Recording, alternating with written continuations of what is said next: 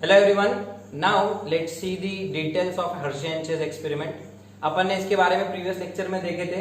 Hershey, Alfred Hershey and Martha Chase, इन दो scientist ने एक लास्ट एक्सपेरिमेंट परफॉर्म किए and that proved that the DNA is the genetic material.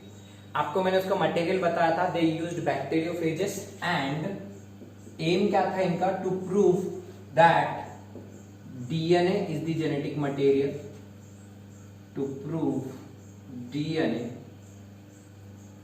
or to prove that genetic material is DNA, and they used bacteriophages and E. coli bacteria. I have also explained how the E. coli is attacked or infected by the bacteriophage T2 bacteriophage. उसका structure आपको बताया था मैंने। Externally, bacteriophage is covered by protein coat which encloses a double-stranded DNA. They attach it on the external surface of E. coli. Then they just inject. Virus का attack कैसा होता है कोई भी सेल के ऊपर? तो वो सिर्फ अटैक करते अपने सेल को, ऊपर से अटैच हो जाएंगे और फिर सेल के ऊपर बैठ के अपना जो डीएनए रहता, कोई भी वायरस, सो अपना जो E. coli बैक्टीरियोफेज था उसका हेड था इस तरीके से पॉलीगोन जैसा, उसके अंदर डबल स्टैंडर्ड डीएनए था। सो कोई भी वायरस पहले अपने सेल पे बैठेगा ऐसा, बाद में सेल में बैठ के यहाँ पे से अपना डीएनए मतलब वायरल डीएनए को अंदर इंजेक्ट कर देता। कोई भी virus, even your corona virus, वो भी यही करता, उसका रिप्लिकेशन भी ऐसे ही होता तुम्हारे सेल्स। सो वो तुम्हारे डीएनए को अंदर इंजेक्ट करने के बाद अपनी जो सेल का डीएनए रहेगा तो अपने डीएनए में उसका डीएनए मिक्स कर देता और फिर अपनी ही मशीनरी को यूज करके खुद की कॉपियां बनाना शुरू कर देता। That is known as virion replication, viral replication। फिर खुद की कॉपियों में खुद का डीएनए बनाएगा, खुद के कैप्सिड भी बनाएगा, प्रोटीन कोड भी अपने यूज करके, अपना ही मटेरियल यूज करके बनाएगा। अल्टीमेटली वो असेंबल हो जाएगा सब पूरा अंदर के अंदर, और फिर उसके वायरस के बच्चे स्कूल का गेट फोड़ के ये बोल के चिल्ला के बाहर निकले। राइट, यहाँ से वायरस फिर बर्स्ट होके बाहर निकलते bacteriophages and they are now ready to attack another normal bacteria और normal cells. So these were all the normal lytic cycle in bacteriophage. It is simply the lytic cycle of viral replication. कोई भी virus इसी तरीके से replicate होता, चाहे आपका corona virus हो, क्या कोविड वायरस हो, क्या कोई और वायरस, HIV वायरस, सब वायरस इसी तरीके से रिप्लिकेट होते। सिंपल मैकेनिज्म था, आपको ये मैंने बता दिया। इसकी चीजों को अब आज यूज करके अपने को हर्शी चेज ने क्या एक्सपेरिमेंट परफॉर्म किए वो देखें। अब सबसे पहले तो हर्शी चेज ने बैक्टीरियोफेज तो यूज किए, लेकिन वो सिर्फ नॉर्मल बैक्टीरियोफेज यूज नहीं करे। उन्होंने दो चीजें इंपॉर्टेंट ध्यान में लिए, दो चीजों को पकड़ के रेडियो एक्टिविटी को यूज करे थे उन्होंने। रेडियो एक्टिविटी का एक बेस्ट एग्जांपल, एक radio activity in human welfare का एक बेस्ट एग्जांपल ये एक्सपेरिमेंट रह सकता।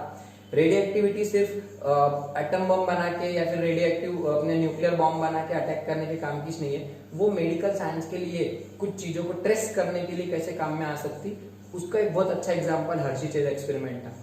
शायद इसी की वजह से उनको नोबेल प्राइज भी मिला था। और ये जो डिस्कवरी करे थे ये अपने आप में बहुत एक आउटब्रेकिंग ऐसी बड़ी डिस्कवरी थी, जिसके बाद डीएनए के ऊपर एक्सटेंसिव वर्क शुरू हो गए। सो हर्शी चेज ने किए क्या थे? They prepared radioactive bacteriophages. Radioactive bacteriophages. अब रेडियो एक्टिव बैक्टीरियोफेज क्या रहता है, वो कैसा बनाते, पहले उसकी टेक्निक बता रहा। आपको टेक्निक नहीं लिखने की है, लेकिन आपको पता होना चाहिए कि कैसे बनाते। क्यों? क्योंकि जब वर्ड आता they prepared, they used radio labelled bacteriophage. Radioactive के बदले रेडियो लेबल्ड, उन पे लेबलिंग करने की, radio labelled bacteriophage, they use this bacteriophage in their experiment. So क्या रहता रेडियो लेबल्ड? अब मैं आपको बता दिया था जाते जाते कि बैक्टीरियोफेज में दो ही चीजें रहती, outer protein coat which consist of sulphur and inner DNA which consist of phosphorus. So ये दो चीजें मैंने जो बताया था, और बाकी का उसका टेल फाइबर्स, टेल वगैरह, कॉलर वगैरह, आपको फोटो आई थी तो वो अपने को स्ट्रक्चर नहीं देखना है। बस दो चीजें आपको गौर करने के यहाँ पे कि प्रोटीन में कभी भी सल्फर प्रेजेंट रहता और डीएनए में फास्फोरस रहता, लेकिन प्रोटीन में फास्फोरस नहीं रहता और डीएनए में सल्फर नहीं रहता। मतलब अगर तुमको प्रोटीन पहचानने के तो तुम प्रेजेंस ऑफ सल्फर वहां पे देखेंगे तो तुमको वो मॉलिक्यूल में सल्फर मिला तो वो हो सकता प्रोटीन है, लेकिन वो डीएनए कभी नहीं हो सकता।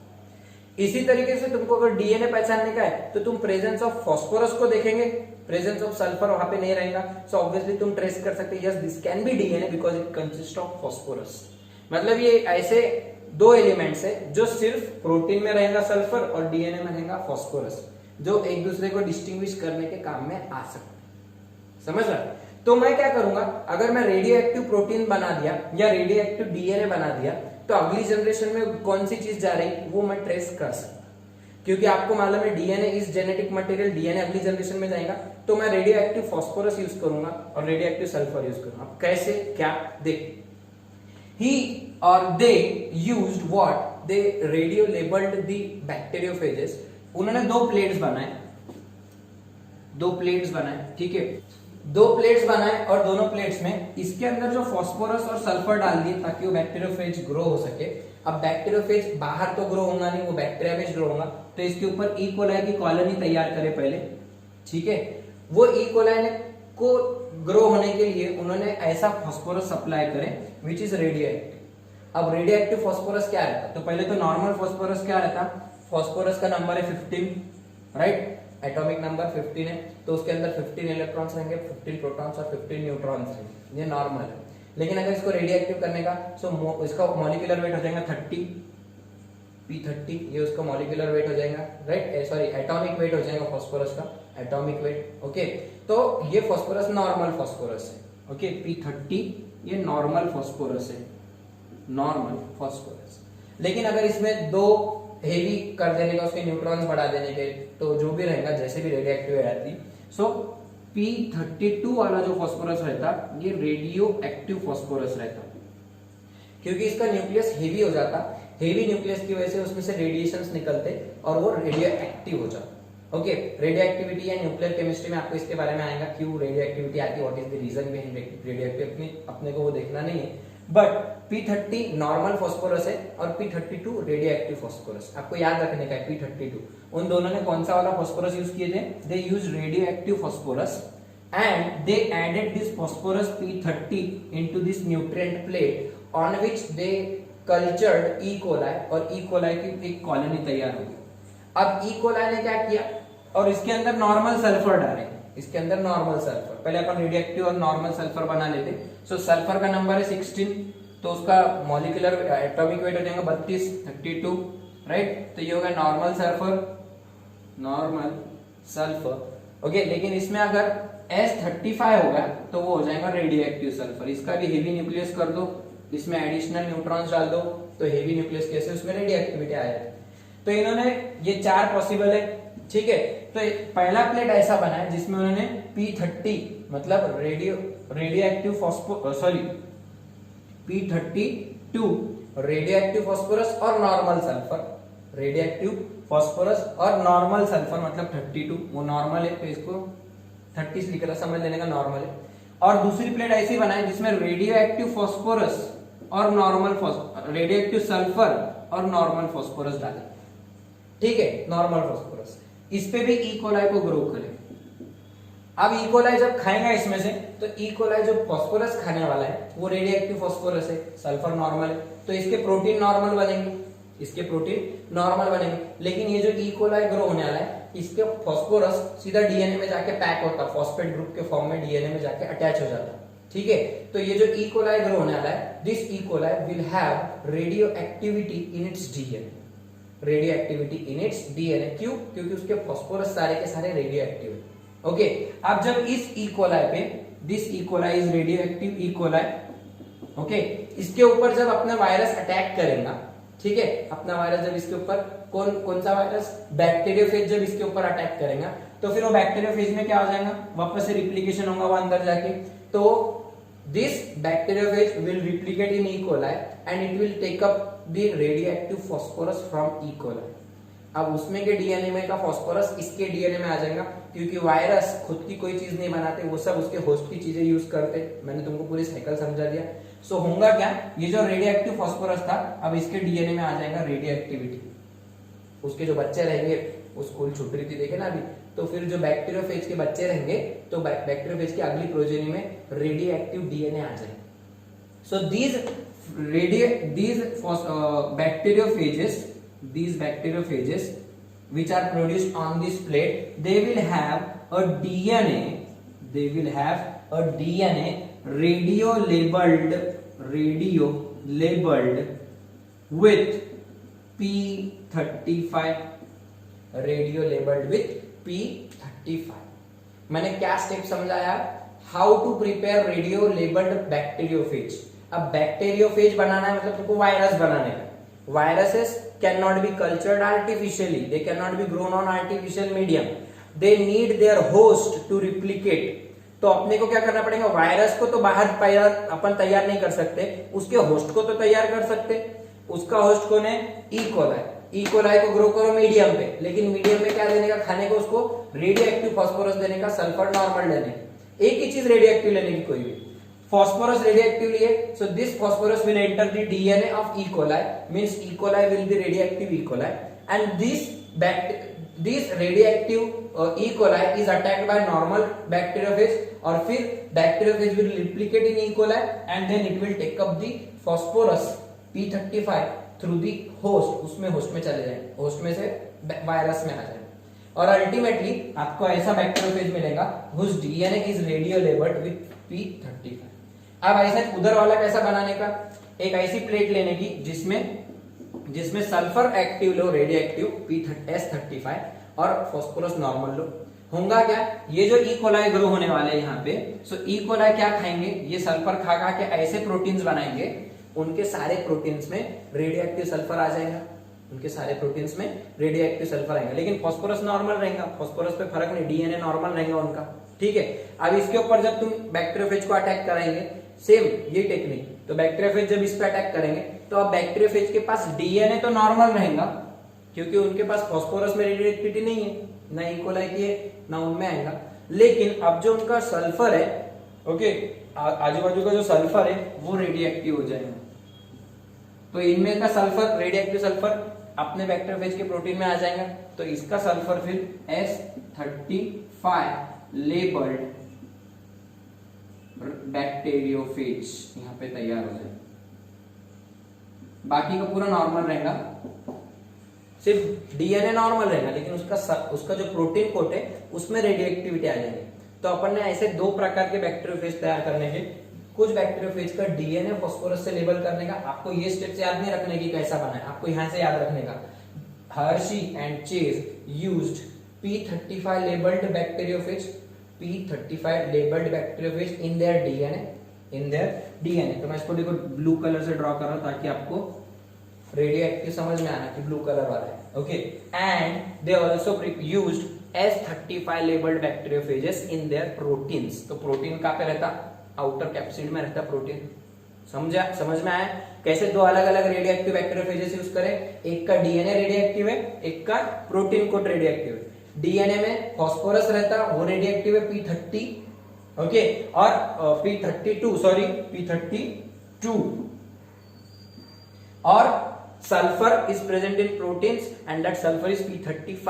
आपको ये नंबर याद रखने के, क्योंकि ये एमसीक्यू में पूछते हैं इनमें से कौन सा वाला रेडियो एक्टिव आइसोटोप्स या radio isotopes, which radio isotopes were used by Hershey and chase. तो नंबर कैसा याद रखने का, ये S लिख रहे तो इधर भी 5 लिख रहे, बोलते ऐसे लिख रहे तुम, तो 35, सो ऐसा है कि 3S3 मतलब 35S, so that is also easy. या फिर अगर आपको नंबर याद रहते तो अच्छी बात है, क्योंकि नॉर्मल के नंबर पे से आप 3 नंबर बढ़ा दो और इधर नॉर्मल पे से 2 बढ़ा दो तो रेडियो एक्टिविटी आ जाती है।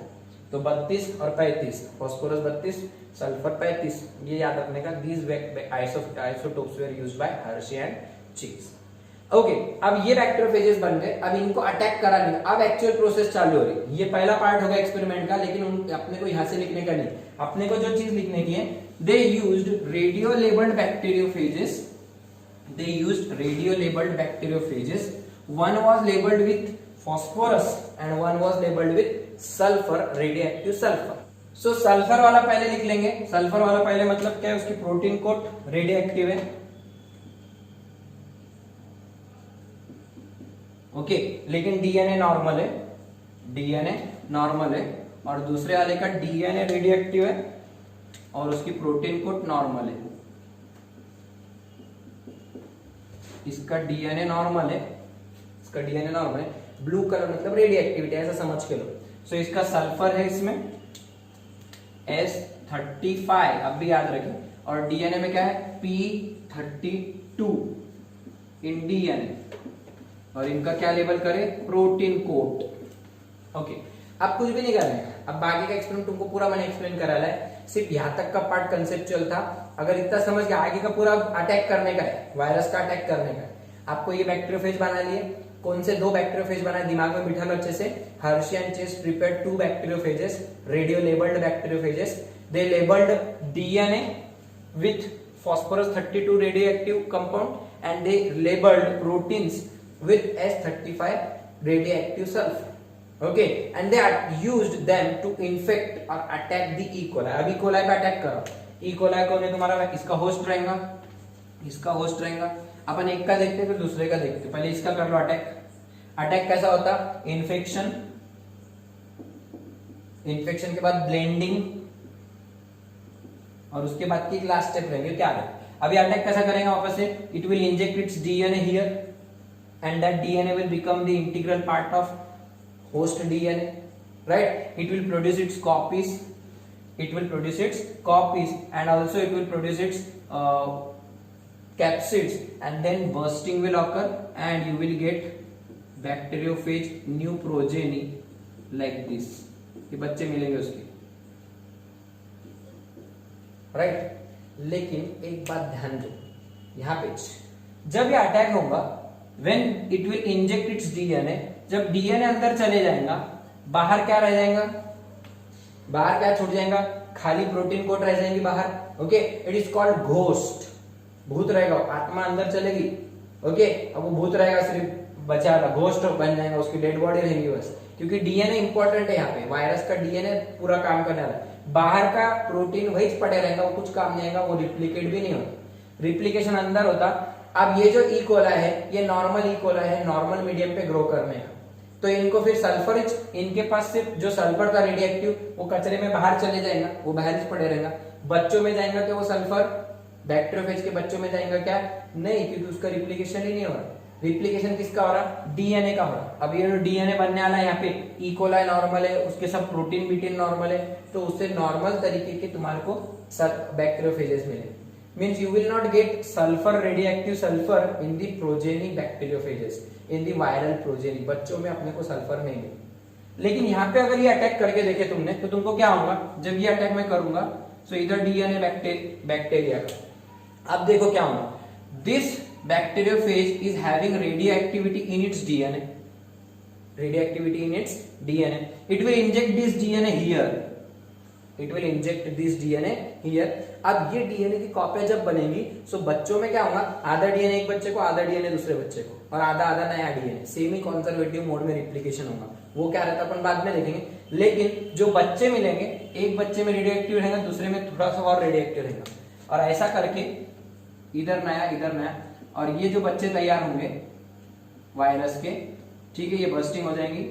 आपको प्रोटीन कोड तो नॉर्मल रहेंगे, क्योंकि बैक्टीरिया नॉर्मल है, उसके प्रोटीन्स नॉर्मल, लेकिन डीएनए इन बच्चों का कैसा रहेगा, रेडियो एक्टिव रहेगा।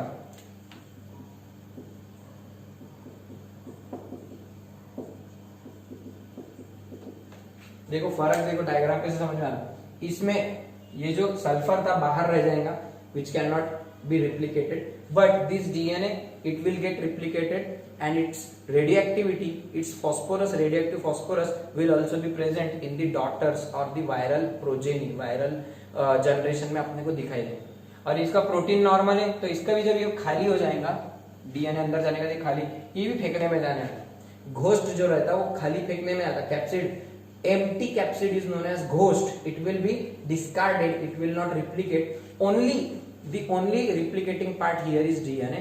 So देखो यहाँ पे फिर रेडियो एक्टिविटी ये डीएनए में थी, ये पेरेंट के, तो वो उसके बच्चों में भी दिखाई दे रही। अगर ये बच्चों को तुमने यूज करे, तो इनमें भी तुमको रेडियो एक्टिविटी दिखाई देगी।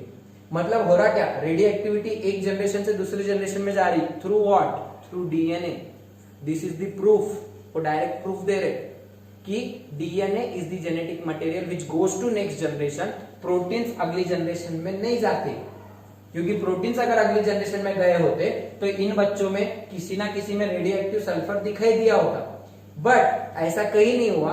हुआ क्या, सिर्फ जो फॉस्फोरस था which was radio active and it was present in DNA, that phosphorus was traced in the viral progeny bye centrifugation.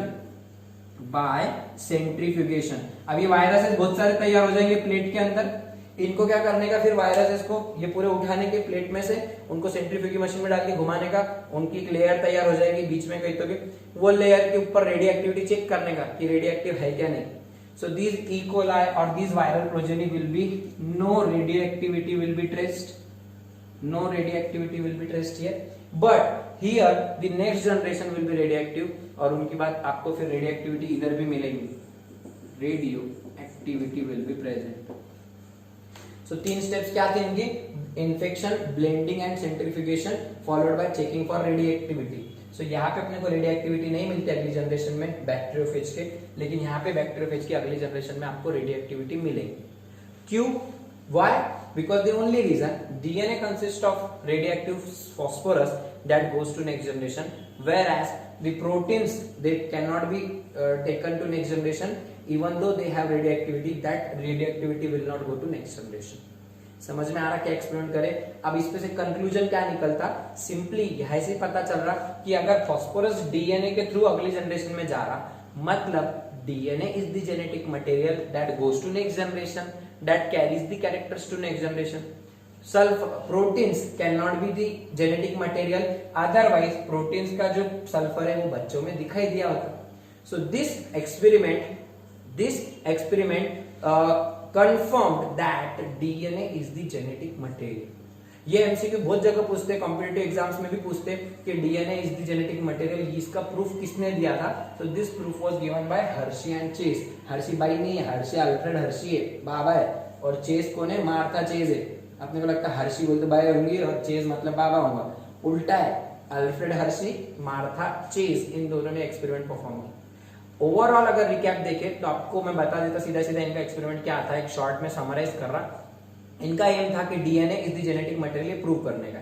तो डीएनए के अंदर कुछ तो भी ऐसा एक रेडियोएक्टिव कंपाउंड डाल देने का जो अगली जनरेशन में जा रहा है ये बता देंगे। ट्रेसिंग कर रहे थे, रेडियो लेबलिंग कर रहे थे। डीएनए को रेडियो एक्टिव बना देना मतलब डीएनए को आपने रेडियो लेबल कर दी। अगर प्रोटीन अगली जनरेशन में जाते हैं तो प्रोटीन में कोई एक कंपाउंड को रेडियो लेबल कर दो, अगर वो अगली जनरेशन में मिल रहा मतलब वो जेनेटिक मटेरियल। उन्होंने इसके लिए क्या करे, डीएनए को रेडियो लेबल करे फॉस्फोरस से P32 से, और प्रोटीन को रेडियो लेबल करे सल्फर 35 से। ओके, और इस वायरस बैक्टीरियोफेज को उन्होंने ई कोलाई पे अटैक करने के लिए छोड़ दिया। तो ई कोलाई में जो बैक्टीरियोफेज के बच्चे तैयार हुए वो बच्चे फिर रेडियोएक्टिव थे, लेकिन इस वाले रेडियोएक्टिव बैक्टीरियोफेज के बच्चे नॉर्मल थे क्योंकि उनमें सल्फर नहीं आता, इनमें फॉस्फोरस आता। मतलब DNA is the genetic material, here sulphur is not the phosphorus, proteins are not the genetic material. अब आपका एक और सवाल आ रहा होगा, सर इन्होंने बैक्टीरियोफेज ही क्यों यूज किए या फिर ई कोलाई ही क्यों यूज किए?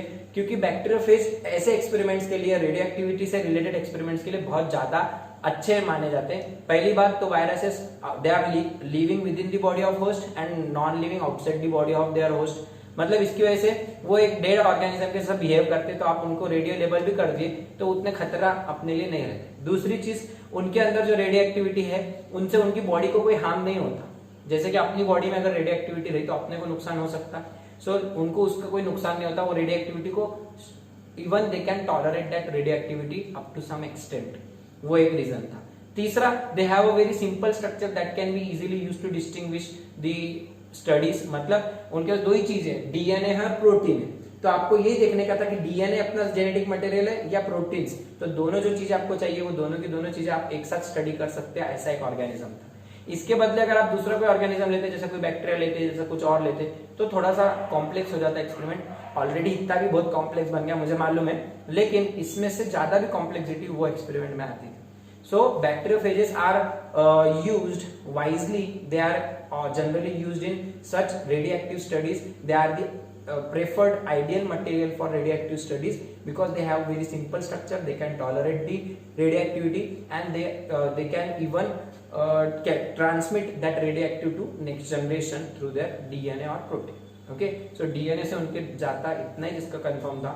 and this experiment does finally क्या था वो word, unequivocal proof, it provided unequivocal proof, एक सूर्य आवाज निकली और इसे सब लोगों ने एक्सेप्ट कर लिया finally that DNA is the genetic material.